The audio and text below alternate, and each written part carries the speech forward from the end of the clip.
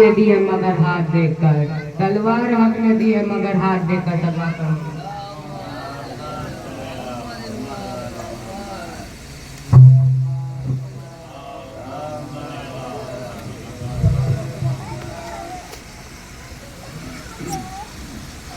شاہجہاں مولا عباس کے حوالے سے دعا فرمائیے گا۔ عباس تیرا نہ چاہے کیا نام علی ہے، عباس تیرا نام بھی کیا نام علی ہے۔ جب تم کو پکارا ہے بلا میری چلی ہے،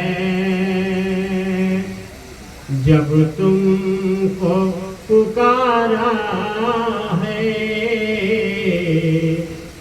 بلا میری چلی ہے۔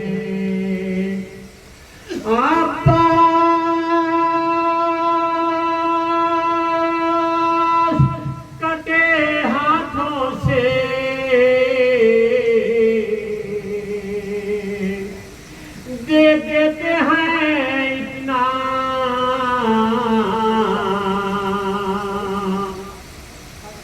عباس کٹے ہاتھوں سے، دے دیتے ہیں اتنا حیرت میں سخاوت بھی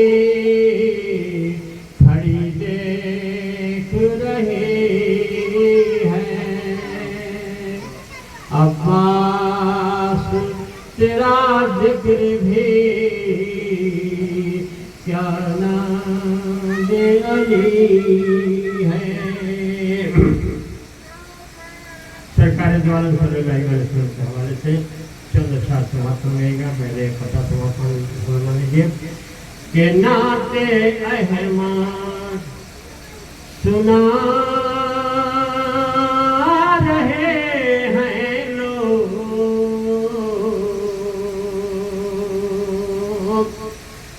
نعت احمد سنا رہے ہیں لوگ،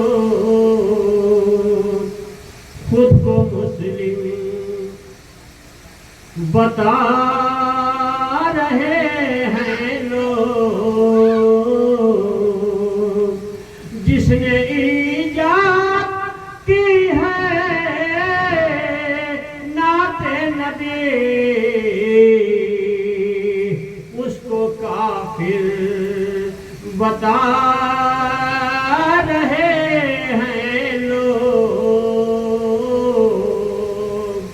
نعت احمد سنا رہے ہیں لوگ۔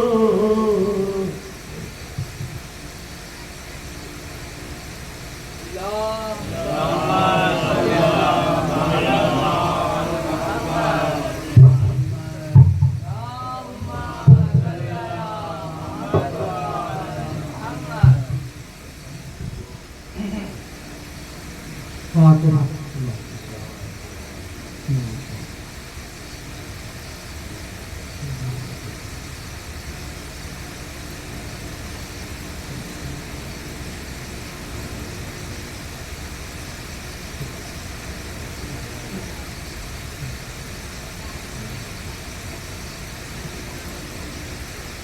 لا حول ولا قوة إلا بالله العلي العظيم۔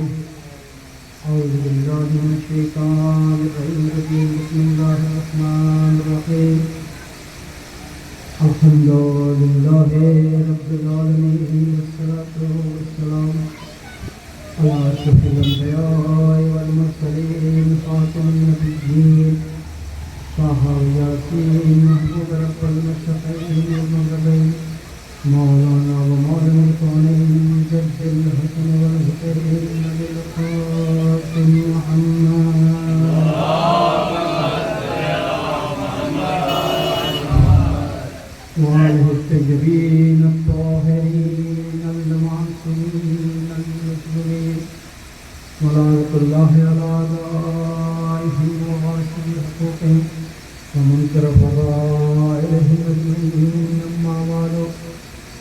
قال الله تبارك وتعالى في كتابه المبين وهو أصدق الصادقين وقوله الحق أعوذ بالله من الشيطان الرجيم بسم الله الرحمن الرحيم إن الدين عند الله الإسلام صدق الله العلي العظيم وصدق رسوله النبي الكريم ونحن على ذلك من الشاهدين والشاكرين والحمد لله رب العالمين صلوات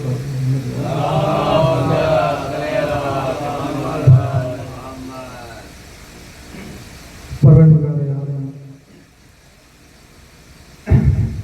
اس کائنات میں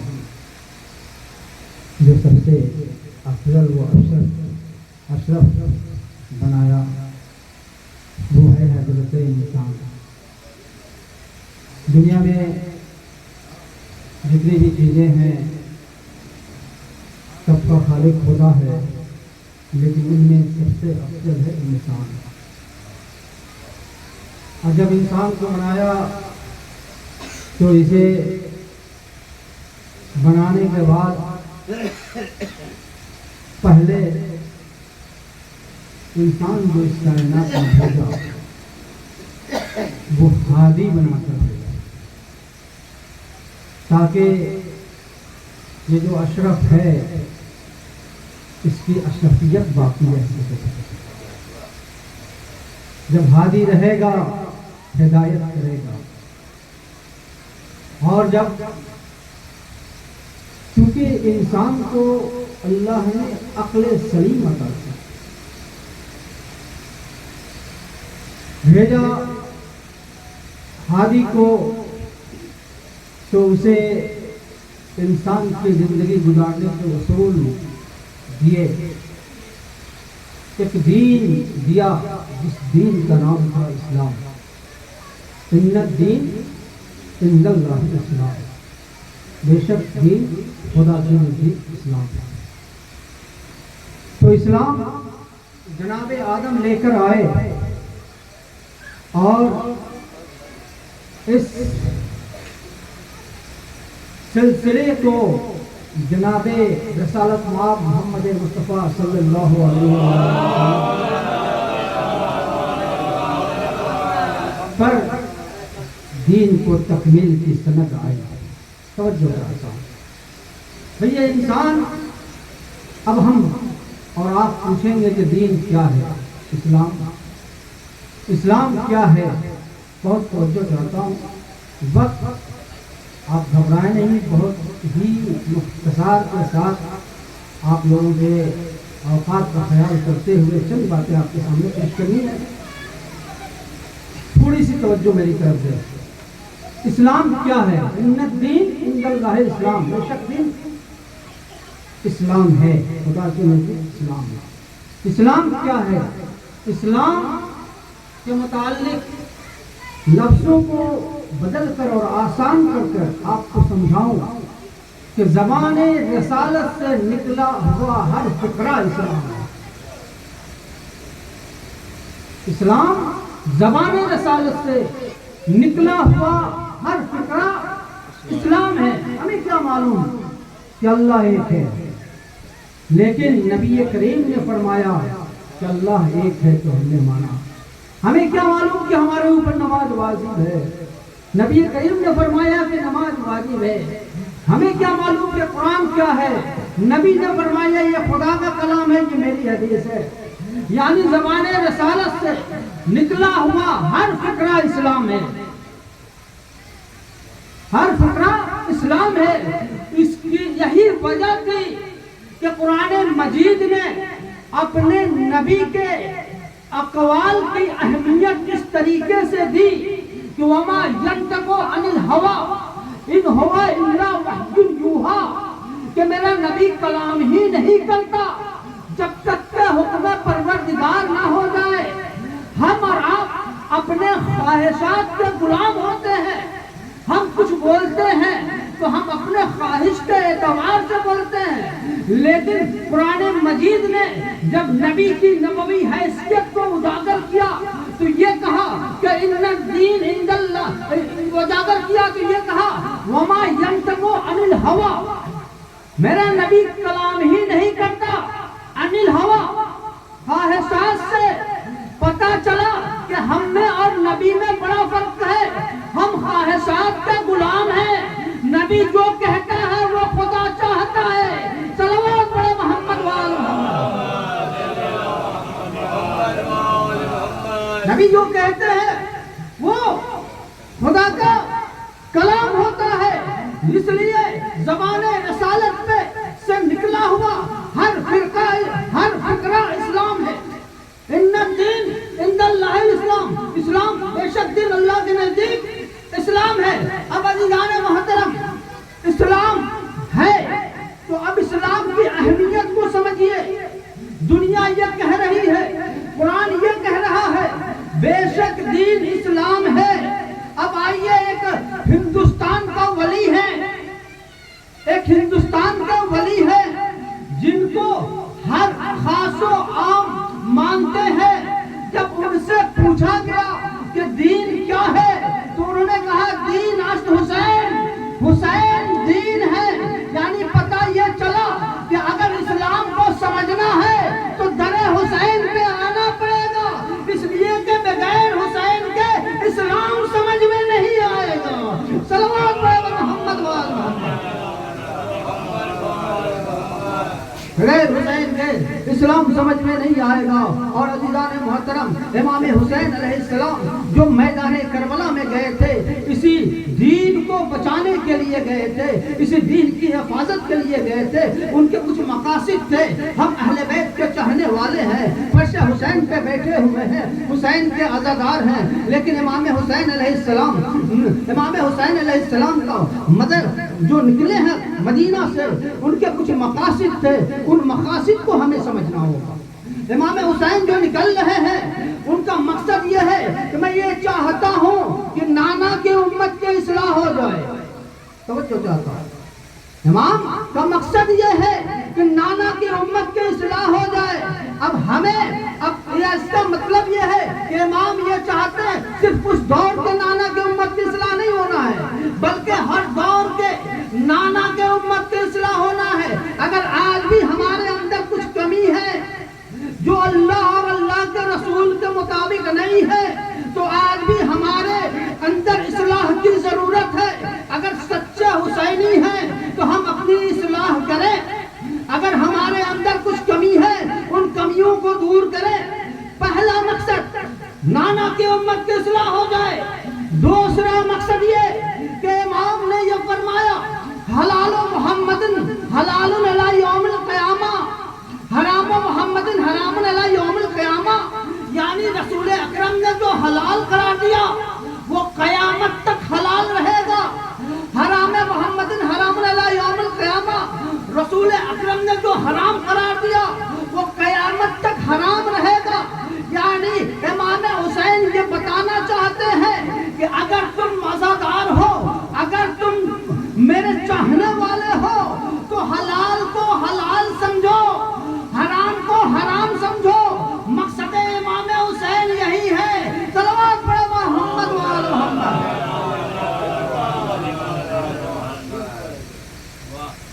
امام کا مقصد یہ ہے کہ جو حلال ہے اسے حلال سمجھا جائے, وہ حرام جو حرام ہے اسے حرام سمجھا جائے.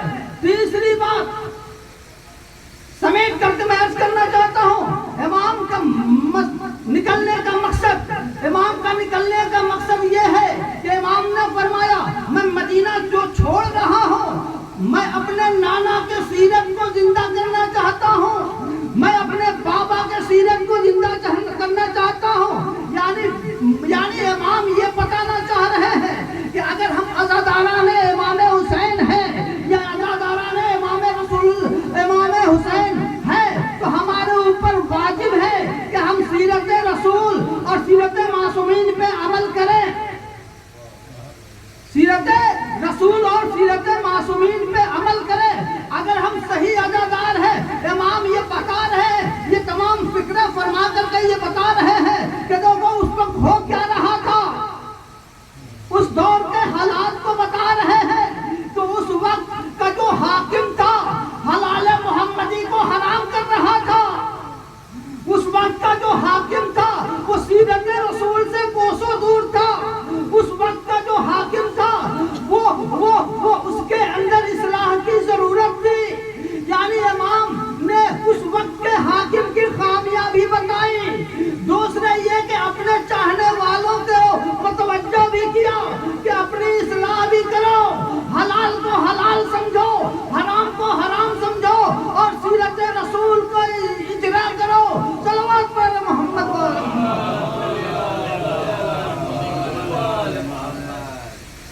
اسلام کیا ہے؟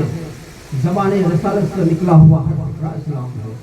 رسول اگر کہیں کہ نماز واجب ہے تو واجب ہے، رسول اگر کہیں اچھا زبان رسالت کی عظمت کو سمجھیے۔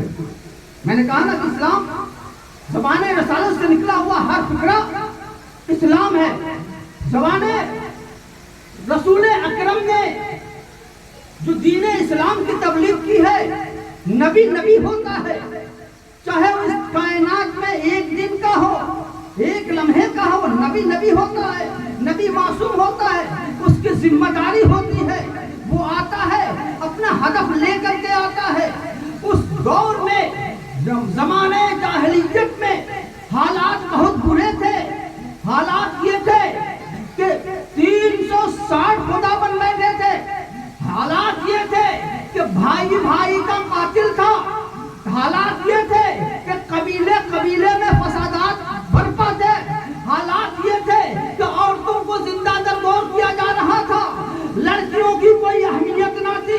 ایسے پرآشوب ماحول میں جہاں قبیلہ آپس میں لڑ رہا ہو، ایسے پرآشوب ماحول میں جہاں عورتوں کا احترام ختم ہو گیا ہو، ایسے پرآشوب ماحول میں جہاں ہر جگہ لڑائی جھگڑا ہی جھگڑا ہو، قبیلہ اپنے ایک دوسرے پر فخر محسوس کرتے ہو، ایسے پرآشوب ماحول میں جہاں 360 خداؤں کو خدا ہو، وہاں ایک خدا کا منوا لینا یہ نبی کا کردار کا کمال تھا۔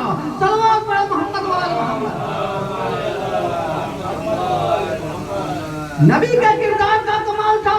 نبی نے یہ بتایا کہ اگر مسلمان ہو تو پہلے صاحب کردار بنو، اگر مسلمان ہو تو صاحب اخلاق بنو، اگر مسلمان ہو تو اپنے اندر انسانیت پیدا کرو، اگر مسلمان ہو تو سب سے ضروری بات یہ ہے کہ دنیا دیکھے تو یہ کہے کہ یہ نبی کا چاہنے والا ہے۔ تمہاری پہچان تمہاری برائیوں سے نہ ہو، بلکہ تمہاری پہچان نبی کے کردار کے ذریعے سے ہو، اہل بیت کے کردار کے ذریعے سے ہو۔ صلوات پر محمد وآل محمد۔ ایسے پرآشوب ماحول میں 40 سال تک نبی نے خاموشی زندگی بسر کر کے تبلیغ کیا، کردار کی تبلیغ کیا، صداقت کی تبلیغ کی۔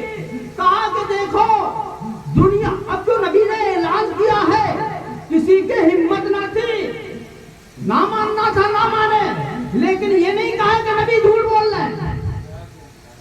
پہلی تبلیغ آپ اٹھا کر دیکھ لیں، فرعون کی چوٹیوں سے جب سردار قریش کو یکجا کر کے رسول اکرم نے فرمایا تھا کہ لا الہ الا اللہ تفلحو، کہو اے مکہ والو، اے مکہ کے سرداروں، کہو لا الہ الا اللہ تفلحو، لا الہ الا اللہ کہو فلاح پا جاؤ گے۔ لیکن عزیزان محترم، اس تبلیغ سے پہلے رسول نے اپنی معرفت کرائی۔ بہت توجہ چاہتا ہوں، مسلمان ہو، رسول نے کس طریقے سے تبلیغ کیا ہے آپ اسے سمجھیے۔ ایک مرتبہ رسول نے کہا کہ یہ بتاؤ تم مجھے کیا مانتے ہو؟ کہا میں آپ کو بچپنے سے لے کر اب تک دیکھا ہوں کہ آپ سچے ہیں، آپ بااخلاق انسان ہیں۔ کہا یہ بتاؤ اگر میں یہ کہوں کہ یہ جو پہاڑ دیکھ رہے ہو، اس پہاڑ کے پیچھے ایک لشکر ہے جو آپ پر حملہ کرنا چاہتا ہے، تو آپ کیا کہو گے؟ کہا کہ اللہ کے رسول بلکہ محمد ابن عبداللہ، میں نے آپ کو کبھی جھوٹ بولتے نہیں دیکھا، آپ سچے ہیں، میں مان لوں گا کہ وہ لشکر ہے۔ کہا کہ اس کے بعد اگر تم وہاں جاؤ، بہت توجہ چاہتا ہوں، اگر آپ وہاں جاؤ اور وہاں لشکر نہ پاؤ تو کیا سمجھو گے؟ کہا کہ اگر ہم وہاں جائیں اور لشکر نہ پائیں تو ہم یہ سمجھیں گے یا لشکر ہمارے ڈر سے بھاگ گئی، یا لشکر ہمارے ڈر سے بھاگ گئے، یا ہم سب کے سب اندھے ہو گئے۔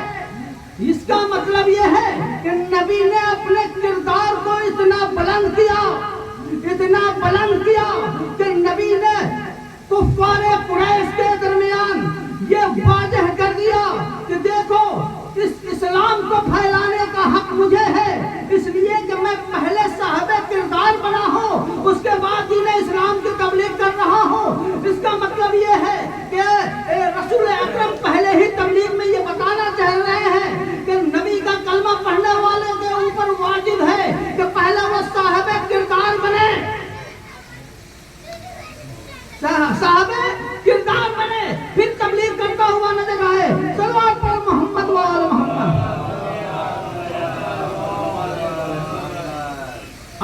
محترم، رسول اکرم نے ارشاد فرمایا ان الدین عند اللہ اسلام، بے شک دین خدا کے نزدیک اسلام ہے، اسلام ہے۔ اب جان محترم، دین میں نے آپ کے سامنے کہا کہ اس روئے زمین پہ جو سب سے پہلا انسان آیا آدم، وہ نبی بن کر کے ہادی بن کر کے آیا۔ آپ سوچیں اللہ جس دین کے لیے جو پہلا شخص بھیجا اسے ہادی بنا کر بھیجا، یہ بتائیے کہ جب اس دین کو مکمل کر دیا ہمارے نبی پر، تو کیا اس دین کو میرے نبی بغیر ہادی کے چاہتے؟ نہیں ایسا نہیں، بلکہ یہی وجہ ہے کہ آخری حدیث رسول اکرم نے جو فرمائی ہے وہ یہ کہ میں تمہارے درمیان 2 گراں قدر چیزیں چھوڑے جا رہا ہوں، 2 گراں قدر چیزیں چھوڑے جا رہا ہوں، ایک قرآن اور دوسرا اہل بیت۔ یہ نہیں کہا کہ صرف قرآن چھوڑے جا رہا ہوں، بلکہ کہا کہ ساتھ ساتھ اہل بیت، اس لیے کہ بغیر اہل بیت کو قرآن نہیں سمجھا جا سکتا۔ توجہ چاہتا ہوں، اس لیے کہ بغیر اہل بیت کو قرآن نہیں سمجھا جا سکتا۔ بعد رسالت بننے والے خلیفہ تو بن گئے، لیکن جب ضرورت پڑی تو اہل بیت کا سہارا لیا، علی کا سہارا لیا، حسن کا سہارا لیا، امام حسین کا سہارا لیا۔ اس کا مقصد یہ ہے، اس کا مطلب یہ ہے کہ دنیا کے لیے حکومت تو حاصل کر لی، لیکن رسول نے جو فرمایا تھا کہ میں تمہارے درمیان 2 گراں قدر چیزیں چھوڑے جا رہا ہوں، ایک قرآن اور اہل بیت۔ انہیں جب ضرورت پڑی تو انہوں نے یہ بتایا کہ بغیر اہل بیت کے دنیاوی حکومت نہیں چل سکتی۔ جب بھی کوئی سخت مسائل آئے، آپ تاریخ اٹھا کر دیکھیں، پڑھیں گے، آپ کو احساس ہوگا، پتہ چلے گا کہ جب بھی کوئی مشکل مرحلہ آیا ہے تو اہل بیت کا سہارا لینا پڑا، مولا کائنات کو آگے بڑھانا پڑا ہے، بلکہ یہ تک کہنا پڑا ہے کہ اگر علی نہ ہوتے تو میں بھی ہلاک ہو جاتا، اگر علی نہ ہوتے تو میں بھی ہلاک ہو جاتا۔ مطلب کیا ہے؟ مطلب وہ اپنے چاہنے والوں کو بھی خبر کر رہے تھے کہ ہماری ہلاکت، اگر ہمیں بھی نجات ملے گی تو بغیر علی کی نجات نہیں ملے گی۔ وہ شخص جو دنیا میں بغیر علی کی ہلاکت سے نہیں بچ سکا، وہ مرنے کے بعد قیامت میں اپنے چاہنے والوں کو کیسے ہلاکت سے بچا سکتا ہے؟ صلوات پڑھیں محمد وآل محمد۔ ہاں عزیزان محترم، آج محرم کی 6 تاریخ ہے اور اس بستی میں آج کے دن ذبیحہ تابوت علی اکبر علیہ السلام برآمد کیا جاتا ہے۔ جناب علی اکبر علیہ السلام میدان کربلا میں مولا حسین کے پاس مؤذن تھا، لیکن اذان صبح عاشور کے دن مولا حسین نے بیٹا علی اکبر سے اذان دلوا کر بتایا کہ دیکھو نوجوانوں، فرش بچھاؤ، حسین کا ماتم کرو، شب بیداری کرو، لیکن صبح کی نماز سے غافل نہ رہو۔ عزیزانو، میرا جو وقت ملا ہے آدھے گھنٹے سے 35 منٹ سے تقریباً 20 منٹ ہو چکے ہیں، تھوڑی سی فضائل جناب علی اکبر کی سماعت فرمائیں۔ جناب علی اکبر کے متعلق یہ ملتا ہے کہ 7 سال کی عمر میں جناب علی اکبر نے حفظ مکمل کر لیا تھا، قرآن پوری یاد ہو گئی تھی۔ دیکھیے ہمارے یہاں ستم ظریفی یہ ہے کہ ہم رسول نے قرآن اور اہل بیت دونوں ہمارے حوالے کیے، ہے نا۔ ہم عزا تو مناتے ہیں لیکن قرآن مجید کے اوپر تدبر نہیں کرتے، فکر نہیں کرتے، قرآن کا خیال نہیں کرتے۔ لیکن تاریخ میں لکھا ہے کہ جناب علی اکبر علیہ السلام حافظ قرآن تھے،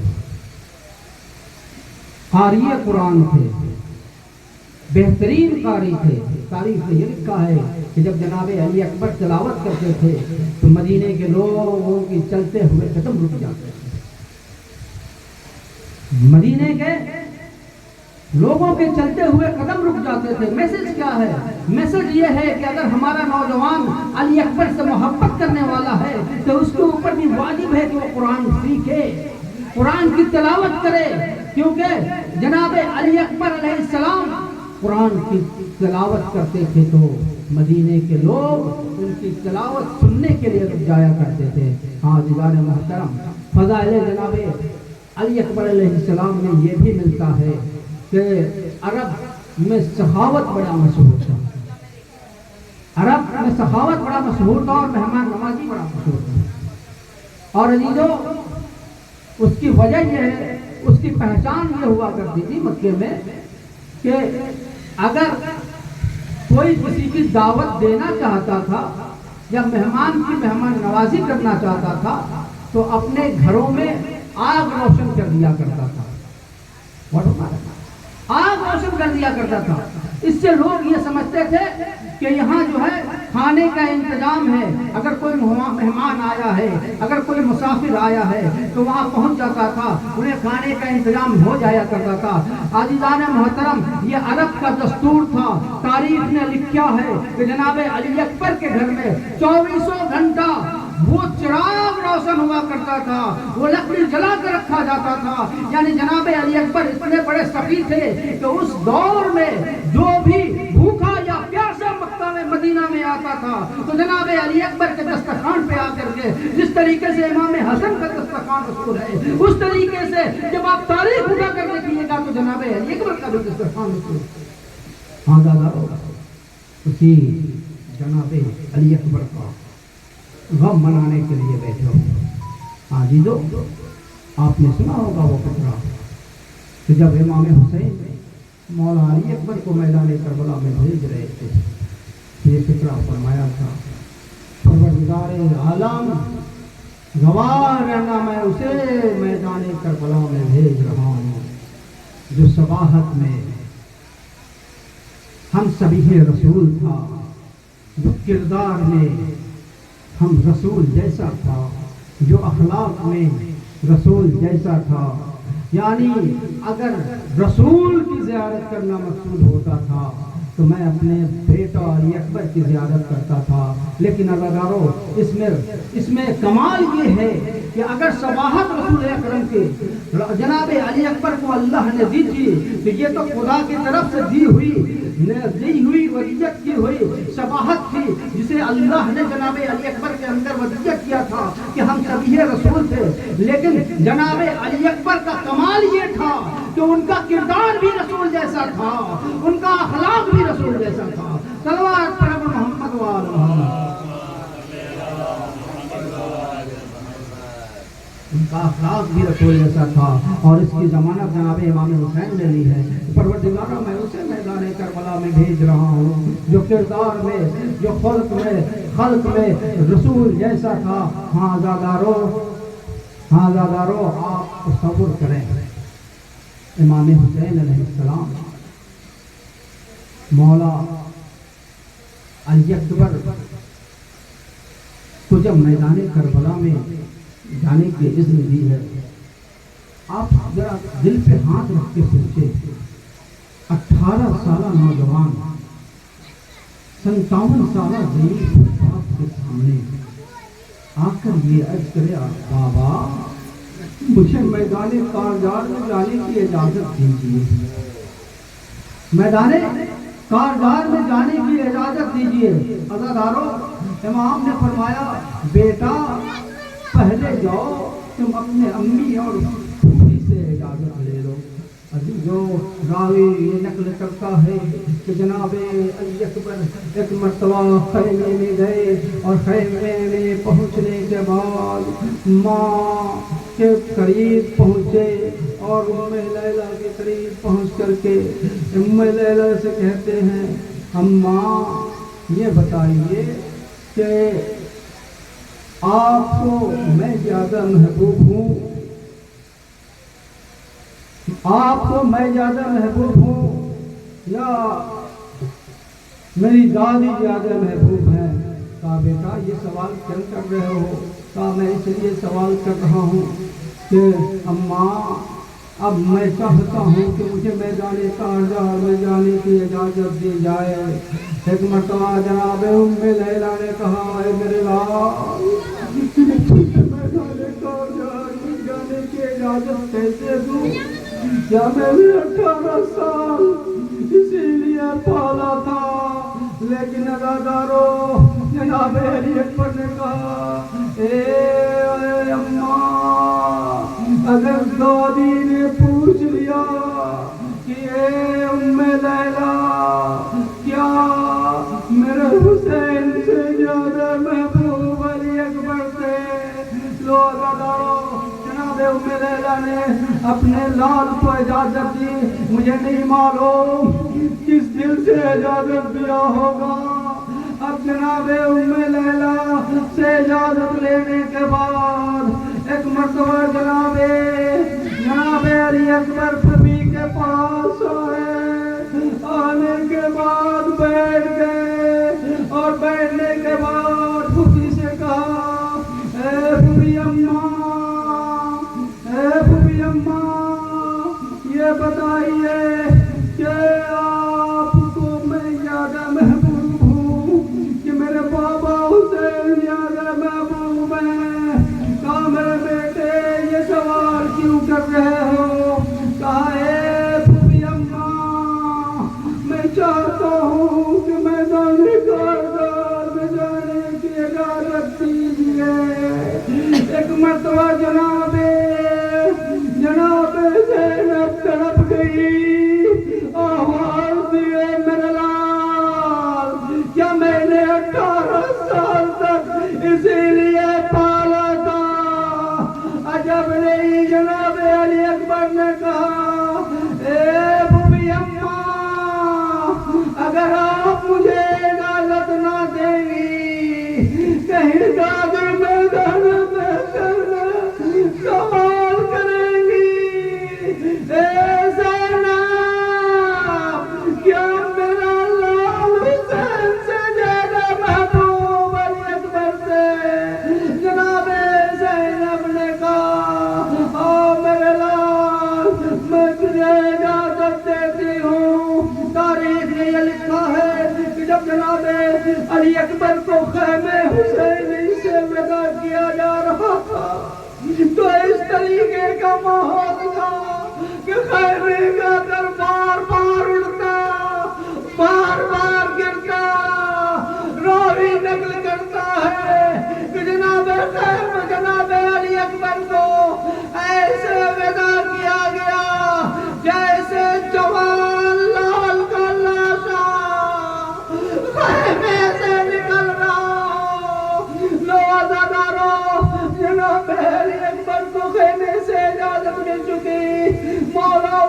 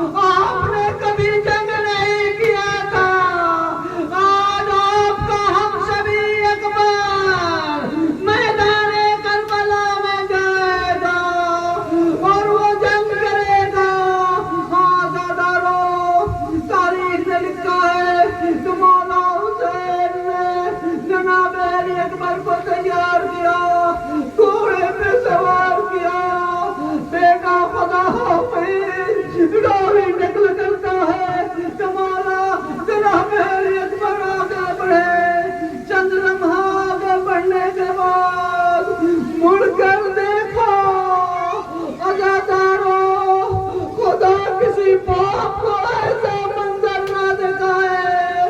راوی نقل کرتا ہے کہ جب جناب علی اکبر میدان کربلا کی طرف چل رہے تھے، مولا حسین گرتے ہوئے جناب علی اکبر کے پیچھے آگے بڑھ رہے تھے۔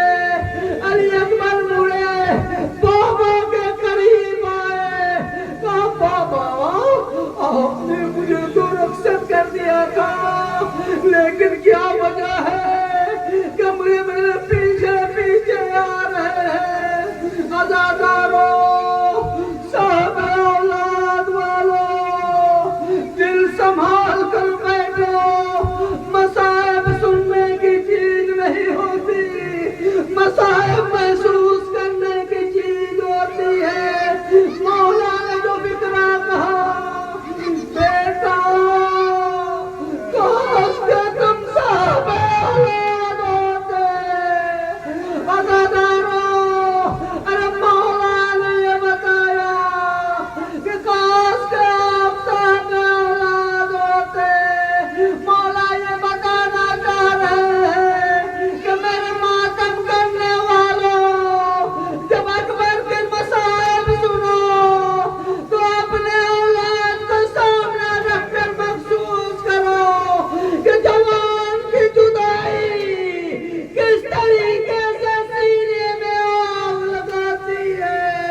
عزادارو، جناب علی اکبر ودا ہوئے، ودا ہونے کے بعد امام نے فرمایا میرے لال علی اکبر جو تو رہے ہو، لیکن جب تک میرے نظروں کے سامنے رہا، بار بار بابا کی آخری زیارت کرتے رہنا۔ لو عزادارو، جناب علی اکبر آگے بڑھے، میدان کربل میں آئے۔ تاریخ نے لکھا ہے کہ ایک ہی وار میں 100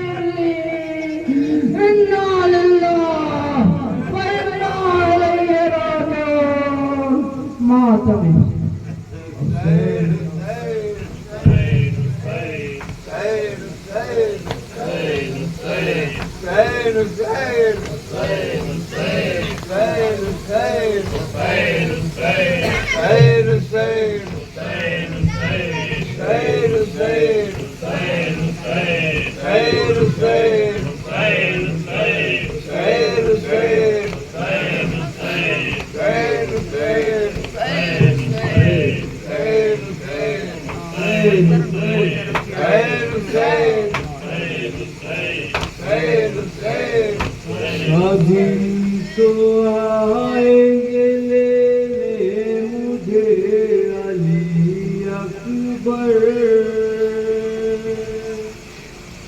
اس انتظار میں صغرا نے دن گزار دیے، کبھی تو آئیں گے لینے مجھے علی اکبر، اس انتظار میں صغرا نے دن گزار دیے، کروں گی میں بھی کسی روز کربلا کا سفر، اس انتظار میں صغرا نے دن گزار، کبھی تو آئیں گے لینے مجھے علی اکبر، انتظار میں صغرا نے دن گزار دیے، خدا کرے کہ خوشی کے زمانے آتے ہوں، وہ مجھ کو اپنے گلے سے لگانے آتے ہوں، خدا کرے کہ کہیں آس پاس ہوں اکبر، اس انتظار میں صغرا نے دن گزار دیے، کبھی تو آئیں گے لینے مجھے علی اکبر، اس انتظار میں صغرا نے دن گزار دیے، ہے جیسا کون مجھے اپنی جان سے پیارا، لگا کے رکھا ہے سینے سے جس کا گہوارا، وہ میری گود میں آئے گا گھٹنیوں چلے گئے، اس انتظار میں صغرا نے دن گزار دیے، کبھی تو آئیں گے لینے مجھے علی اکبر، اس انتظار میں صغرا نے دن گزار دیے، انہیں میں بالی سکینہ سے کم نہیں پیاری، چھپی نہیں میرے امو سے میری بیماری،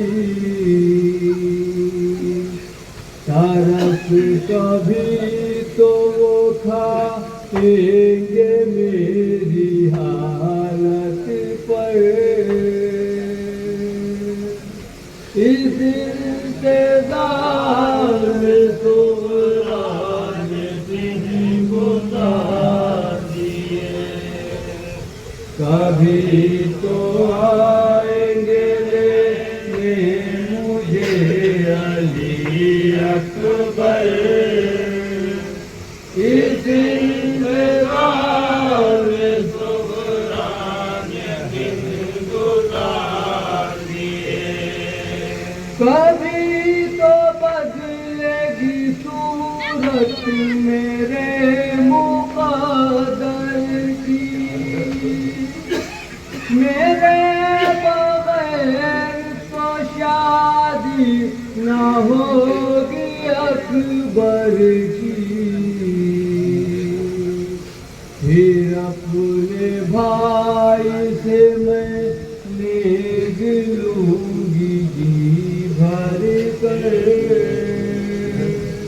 اس انتظار میں صبران دن گزار دیے، کبھی تو آئیں گے لینے مجھے علی اکبر،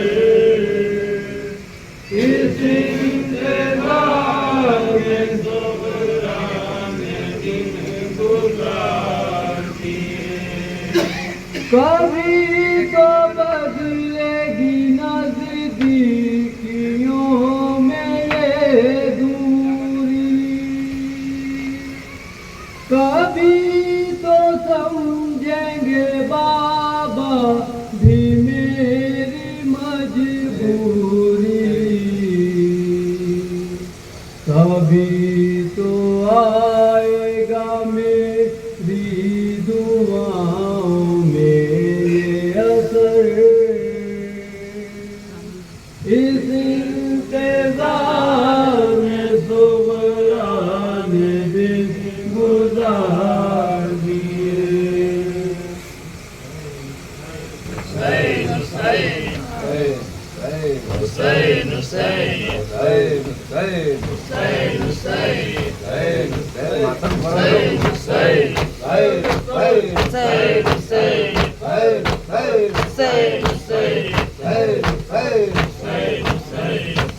حسین سنان ابن انس کو دیکھ گئے، کہتی تھی اے لیلا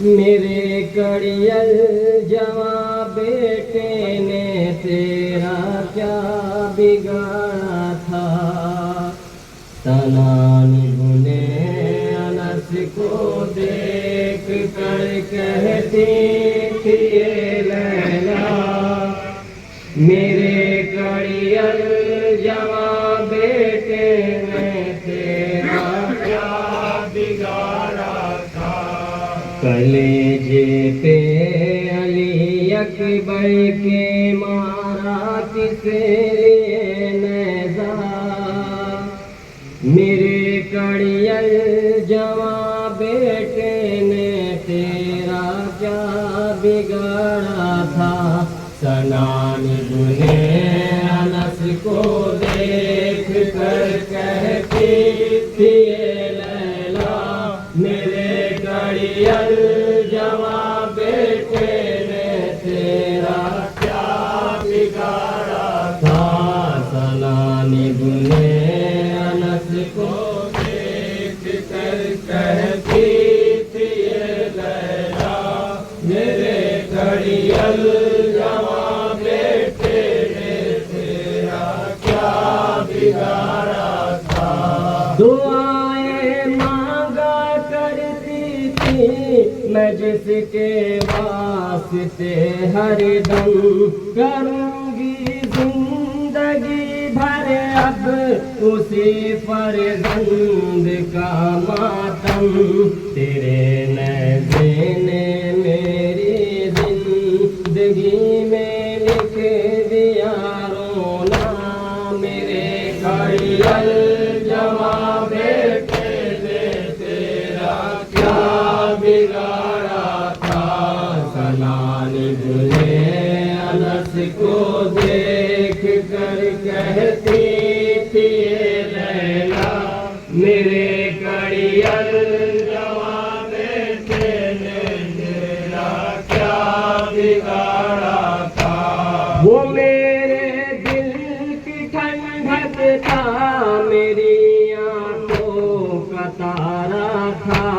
اے ظالم کیا پتا تجھ کو مجھ کو کتنا پیارا تھا، قرار آتا تھا میرے دل کو چہرہ دیکھ کے اس کا، میرے کڑی الجواب بیٹے نے تیرا کیا بگاڑا تھا، سنان نے انس کو دیکھ کر کہتی تھی لیلا میرے کڑی الجواب بیٹے نے تیرا کیا بگاڑا تھا، بنا سینے پہ تو نے مار دیتنا بنا سوچا کہ ماں جب عمر کھو دیتی ہے تب پلتا ہے کہ بیٹا، میری سب محنتوں کو پل میں ہی پامال کر ڈالا، میرے کڑی الجواب بیٹے نے تیرا کیا بگاڑا تھا، سنان نے انس کو دیکھ کر کہتی تھی لیلا میرے کڑی الجواب بیٹے نے تیرا کیا بگاڑا تھا، رہے گا بھاؤ اب یہ حشر تک میرے کلیجے پہ، بہت پیاسا تھا جب دنیا سے اٹھا ہے میرا اکبر، اسے پیاسا ہی تو نے مار ڈالا، رحم نہ کھایا، میرے کڑی الجواب بیٹے نے تیرا کیا بگاڑا تھا، سنان نے انس کو دیکھ کر کہتی تھی لیلا میرے کڑی الجواب بیٹے نے تیرا کیا بگاڑا تھا، میں اپنے لال کی بارات لے کر جانے والی تھی، علی اکبر کی دلہن گھر میں لے کر آنے والی تھی، نہ بننے پایا میرا لال تیرے ظلم سے دولہا، میرے کڑی الجواب بیٹے نے تیرا کیا بگاڑا تھا، سنان نے انس کو دیکھ کر کہتی تھی لیلا میرے کڑی الجواب بیٹے نے تیرا کیا بگاڑا تھا، بتا دیتا اگرچہ تجھے کو مالو زر کی لالچ تھی، میں اپنے لال پہ سب مال و زر قربان کر دیتی، کلیجا کاٹ ڈالا تو نے جلاد مادر کا، میرے کڑی الجواب بیٹے نے تیرا کیا بگاڑا تھا، سنان نے انس کو دیکھ کر کہتی تھی لیلا میرے کڑی الجواب بیٹے نے تیرا کیا بگاڑا تھا، ستم ڈھایا ہے تو نے میرے دل کے چین پہ ظالم، لیے نیزے پہ سر ہنستا ہے میرے بین پہ ظالم، ذرا سا بھی تجھے نہ ماں کی ممتا کا خیال آیا، میرے کڑی الجواب بیٹے نے تیرا کیا بگاڑا تھا، سنان نے انس کو دے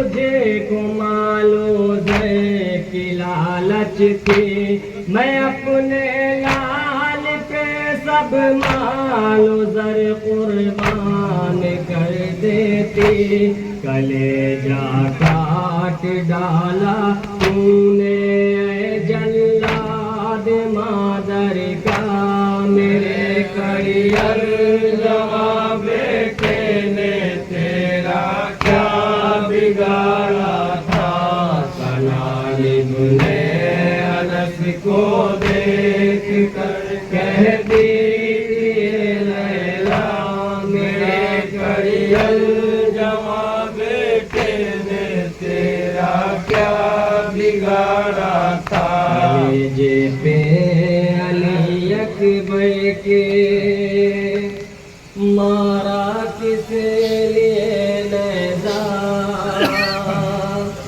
میرے کڑیر جواں بیٹے نے تیرا کیا بگاڑا تھا۔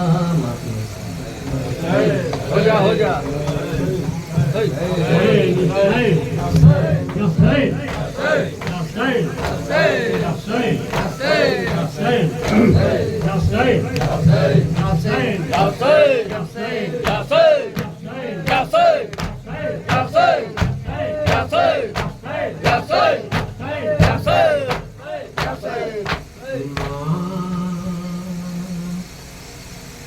دیکھ نہ پائی علی اکبر تیرا چہرہ، ماں دیکھ نہ پائی علی اکبر تیرا چہرہ، رکھے ہیں نگاہوں میں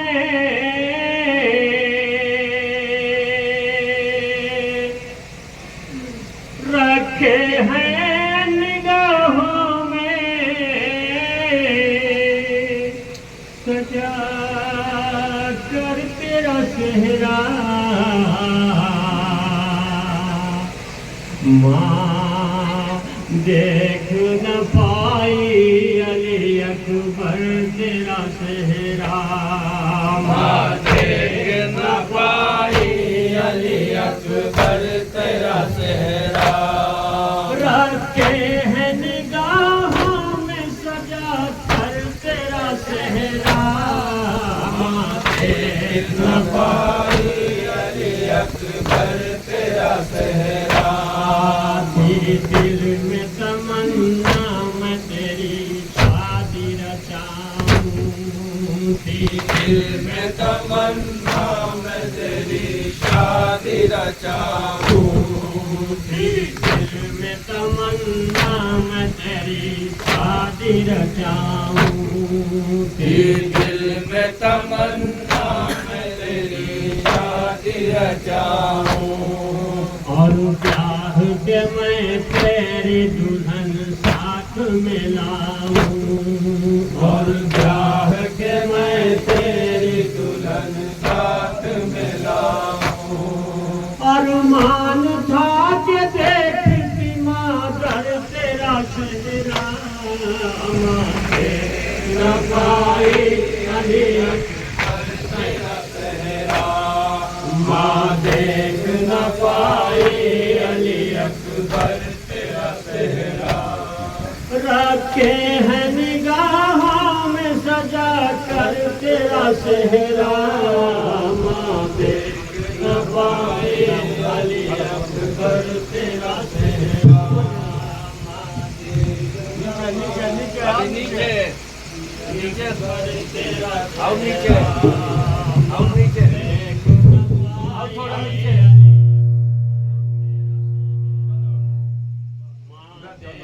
نہ پائی علی اکبر تیرا چہرہ، ماں دیکھ نہ پائی علی اکبر تیرا، 18 برس پال کے پروان چڑھایا، 18 برس پال کے پروان چڑھایا، जब ब्याह के दिन आए तो दुनिया से सिधारा जब ब्याह के दिन आए तो दुनिया से सिधारा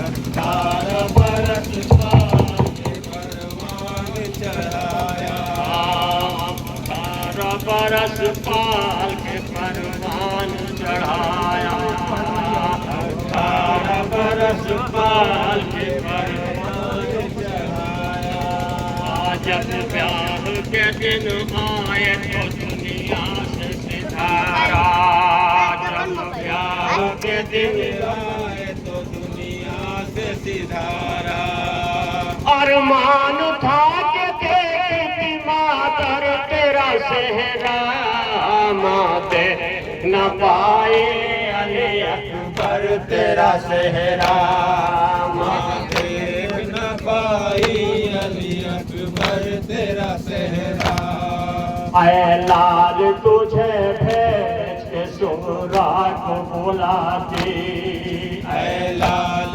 तुझे भेज के सुगरा को बुलाती मेहंदी तेरे हाथों में वही हाथ लगाती मेहंदी तेरे हाथों में वही आके लगाती आंचल में छुपाती तेरी खार तेरा सेहरा माते न पाए अली अकबर तेरा सेहरा देख न पाई अली अकबर तेरा सेहरा है वक्त अजा उठो मेरे केसुओं वाले है वक्त अजा उठो मेरे केसुओं वाले दिल से जो अज़ामत तेरी है दिल से पुकारे अज़ामत तेरी है दिल से पुकारे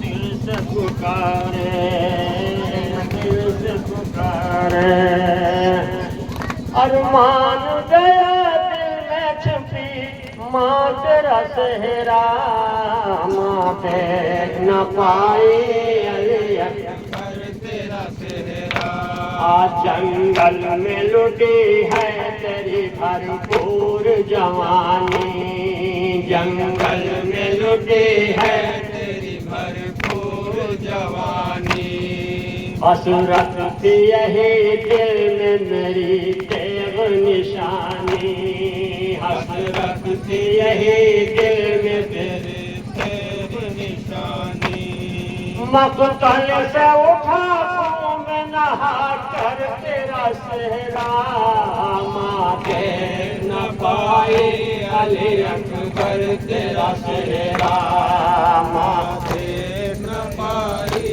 अली अकबर तेरा सेहरा आ कहती है यही देख दुआ फातिमा ज़हरा कहती है यही देख दुआ पकड़ रहबर ने लिखा फूल मेरे